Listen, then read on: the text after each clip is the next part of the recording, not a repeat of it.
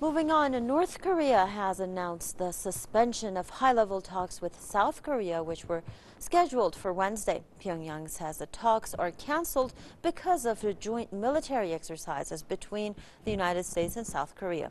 The North says the drills are a provocation and a rehearsal for invasion. Pyongyang has also threatened to scrap a planned summit between its leader Kim Jong-un and U.S. President Donald Trump. But the U.S. Department of State says that it will continue planning the summit, adding that it has received no notification of change from North Korea. The developments come despite recent attempts by Pyongyang at reconciliation with Seoul and Washington.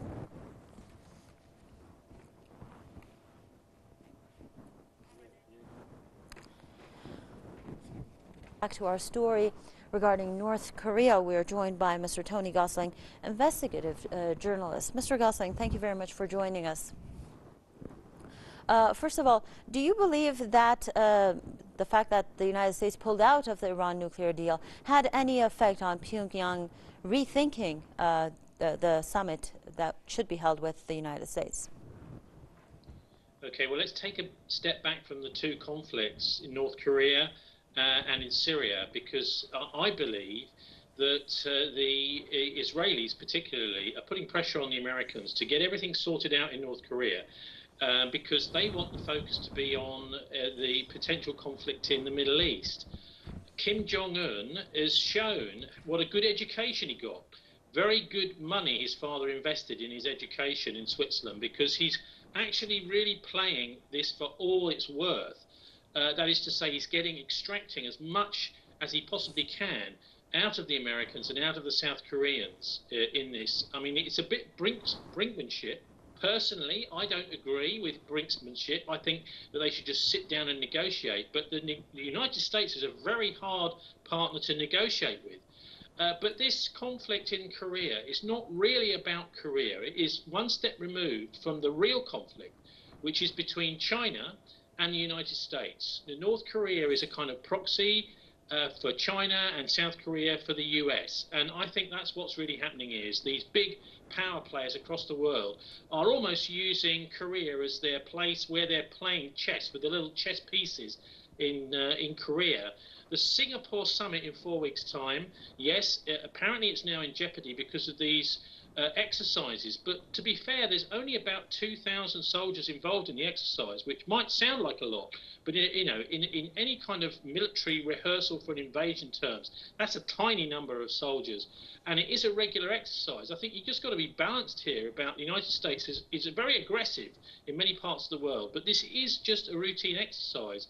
There's lots of aircraft involved, but the base that they're using is a long way from the North-South Korean border. It's right down on the west side of South Korea. So it's not really that confrontational. And I think here the so-called invasion rehearsal, well, it's actually really about military cooperation. Let's remember the South Koreans are also concerned that they may be invaded by China and North Korea. So it makes sense to have some cooperation between the US and South Korea. At the end of the day, they had a horrific conflict in this part of the world after World War II between 1950 and 1953. 10% of the Korean population was killed. That was far more of a kill ratio than even happened in World War II. 3 million dead in Korea, and one of the top US generals at the time was feeling guilty about it. He said there was nothing left standing in Korea. All targets had been destroyed.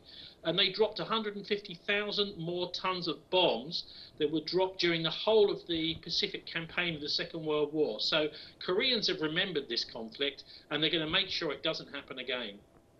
A very quick note, Mr. Gosling. Don't you think it would have been a gesture of goodwill to at least postpone these military games?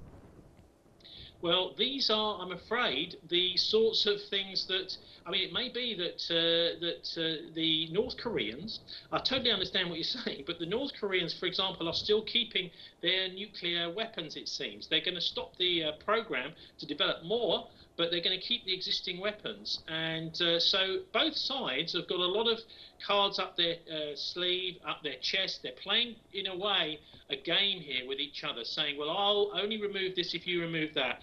And I think the idea that the US and South Korea should stop cooperating is simply not on the table. And also, this is simply not a really threatening maneuver. I've had a good look at this exercise. It's called, if anyone wants to look at it, it's called Max Thunder 2018. It really isn't, I don't think, a really threat. That some of the exercises the Americans do with the naval warships, etc., really do look like invasion rehearsals. But this one, I don't believe is. Thank you very much, Mr. Tony Gosselin, investigative journalist, joining us from Bristol. Your comments are appreciated, sir.